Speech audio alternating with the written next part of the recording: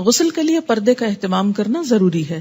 ان یعلا بن امیہ رضی اللہ عنہ ان رسول اللہ صلی اللہ علیہ وسلم رأى رجلا يغتسل بالبراز فصعد المنبر فحمد الله واثنى عليه وقال ان الله عز وجل حليم حي ستير يحب الحياء والستر فاذا اغتسل احدكم فليستتر. رواہ ابو داؤد والنسائی. حضرت یعلا بن امیہ رضی اللہ عنہ سے روایت ہے کہ رسول اللہ صلی اللہ علیہ وسلم نے ایک شخص کو کھلے میدان میں برہنہ نہاتے دیکھا تو آپ صلی اللہ علیہ وسلم منبر پر تشریف لائے، اللہ کی حمد و ثنا کی اور فرمایا اللہ عز و جل بڑا حوصلے والا اور شرم والا ہے، حجاب اور حیا کو پسند فرماتا ہے، لہذا جو کوئی غسل کرنا چاہے پردہ کر کے غسل کرے. اسے ابو داؤد اور نسائی نے روایت کیا ہے.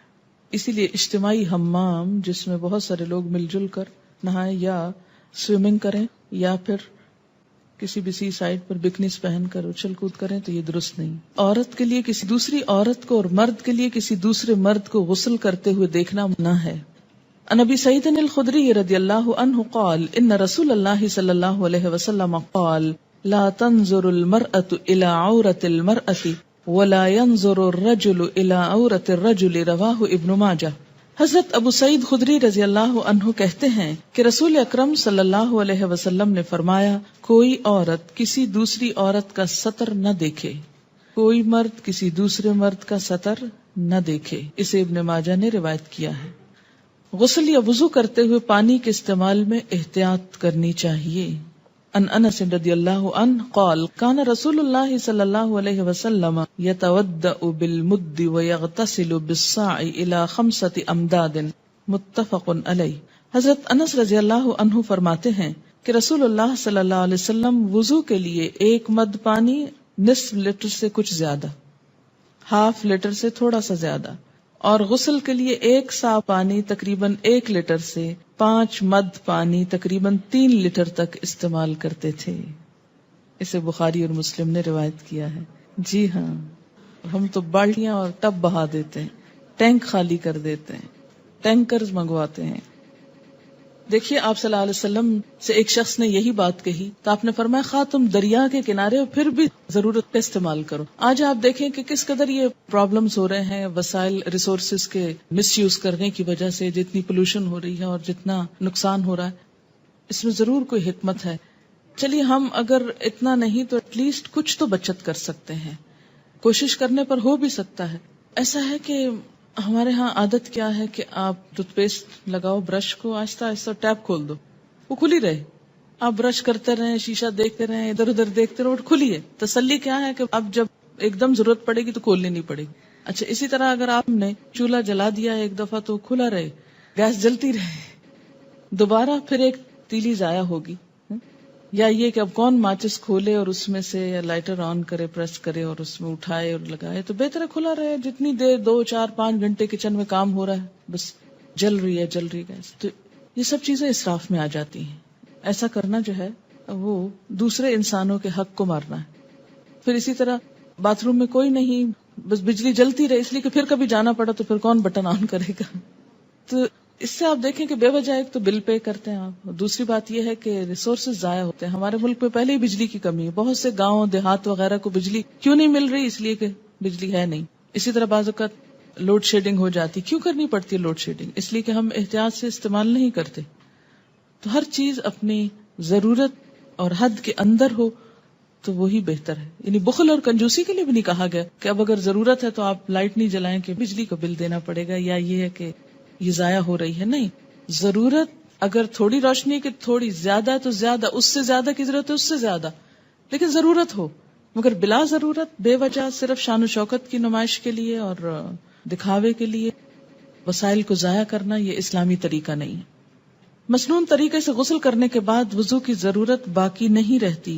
عن عائشہ رضی اللہ عنہا قالت کان رسول اللہ صلی اللہ علیہ وسلم لا يتودع بعد الغسل. رواہ ابو داؤد والترمذی وابن ماجہ والنسائی والحاکم. حضرت عائشہ رضی اللہ عنہا فرماتی ہیں کہ رسول اللہ صلی اللہ علیہ وسلم غسل کے بعد وضو نہیں کیا کرتے تھے، کیونکہ غسل شروع ہونے سے پہلے سب کچھ استنجا بھی کر لیتے، وضو بھی کر لیتے اور پھر صرف پانی بہاتے تھے.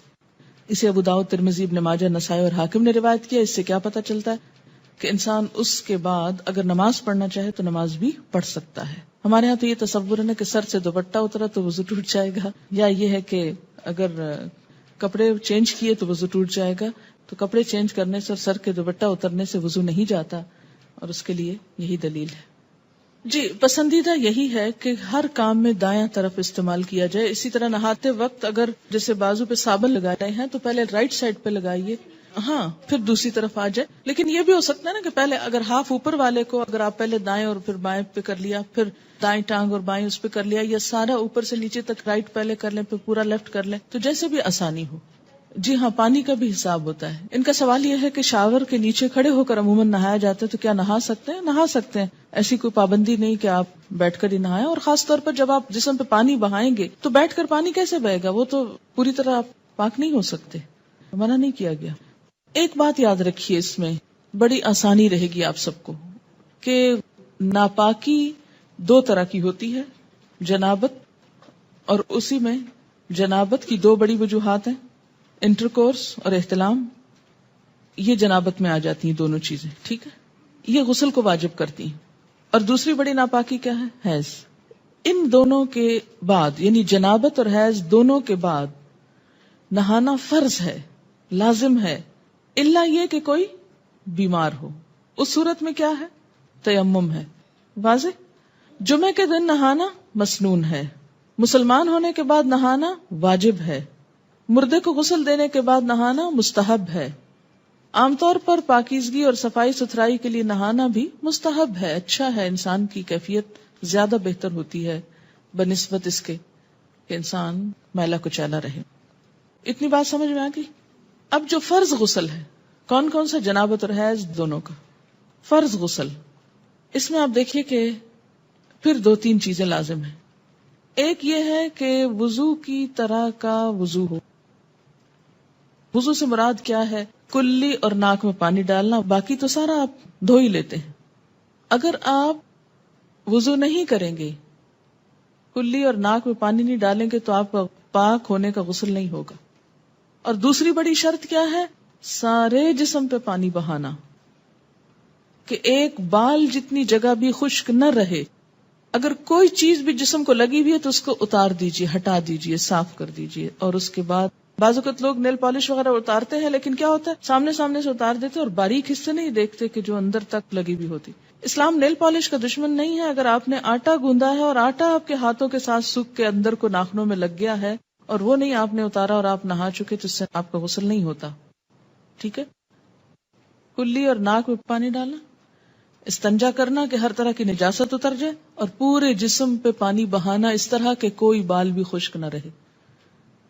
یہ فرض غسل کے لیے. باقی مسنون غسل میں کیا ہے؟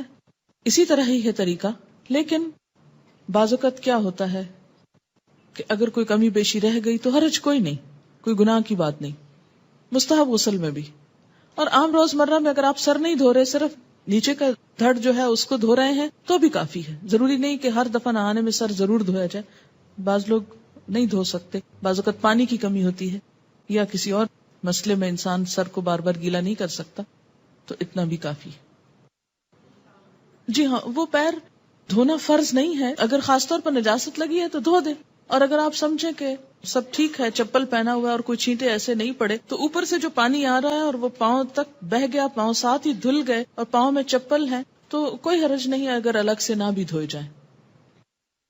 اگر جنابت، احتلام، حیض و نفاس ان تمام طریقوں سے پاکی حاصل کرنے کے لیے ایک ہی طرح کا غسل کیا جائے گا، تینوں کا طریقہ الگ الگ ہے، ایک ہی طرح کا غسل ہے. کیا لیکوریا کے نشان والے کپڑے ناپاک کپڑوں میں شمار ہوں گے؟ جی ہاں، اس لیے کہ یہ ڈسچارج بھی نجس ہے. میت اٹھانے کے بعد وضو ہے، کیا اس سے مراد میت کو کندھا دینا ہے؟ اس سے مراد تخت پر جب میت کو نہلا چکے ہوں اور کفن پہنانے کے لیے اس کو اٹھا کے ہاتھ لگا کے آپ رکھ رہے ہوں کہاں، چارپائی وغیرہ پر، تو اس کے بعد وضو کر لیجیے. کیوں؟ ہو سکتا ہے اٹھانے میں آپ کے جسم پر کوئی ایسی چیز لگ گئی ہو، یعنی وہ ایک شک سا پڑ جاتا ہے نا کہ ہم نے اٹھایا ہے. اور اٹھانے سے مراد یہ نہیں کہ صرف آپ اس کے بال پکڑیں گے یا پاؤں پکڑیں گے. میت کو جب اٹھایا جاتا ہے تو اس میں اس کی بیک کے نیچے، اس کی ٹانگوں کے نیچے، پاؤں کی طرف سے یوں ہاتھ، جیسے بچے کو نہیں اٹھاتے، اس طرح کر کے ہاتھ نیچے سے ہاتھ دے کے رکھتے، ورنہ تو اس کی کمر ٹوٹ جائے، کیونکہ وہ تو سارا بوجھ ڈالے ہوئے ہوتا ہے. ٹھیک ہے، تو جس طرح ایک چھوٹے بچے کو آپ صرف گردن سے پکڑ کے نہیں اٹھاتے، یا گردن اور پاؤں سے پکڑ کے نہیں اٹھاتے، بلکہ کیا کرتے، نیچے سے ہاتھ دیتے. اب آپ دیکھیے کہ جب مردے کو نہلاتے ہیں نا، تو بسا اوقات مردے کے اندر سے مسلسل ڈسچارج ہوتا رہتا ہے، اور وہ ڈسچارج ناپاک ہوتا ہے، پیلا پانی عموماً نکلتا رہتا ہے. بعض اوقات یہ ہوتا ہے کہ موت کی جو شدت ہوتی ہے، سختی ہوتی ہے، اس سے یورین پاس ہو جاتا ہے یا کوئی اور نجاست جسم سے نکل آتی ہے، کیونکہ انسان ایک کشمکش کی حالت میں ہوتا ہے، شدید تکلیف کی حالت میں ہوتا ہے. تو جب جان نکلتی ہے تو وہ ایک خوف، آپ دیکھیں نا کہ جب خصوصاً اگر مردے کے پاس ایسے فرشتے آئے ہوں کہ جو عذاب والے ہوں، تو ان کو دیکھتے ہی خوف زدہ ہو جاتا ہے.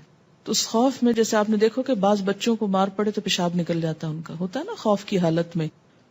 تو اس طرح بسا اوقات کچھ ڈسچارجز ہوتے. بعض اوقات مردہ کسی زخم یا پیٹ کی بیماری میں مبتلا ہوتا ہے، تو نہلانے کے بعد، غسل دینے کے بعد، یا بعض اوقات قتل وغیرہ کا مسئلہ ہوتا ہے، کوئی خون نکل رہا ہوتا ہے، تو نہلا چکنے کے بعد بھی قبر میں لے جانے تک ڈسچارج ہوتا چلا جاتا ہے.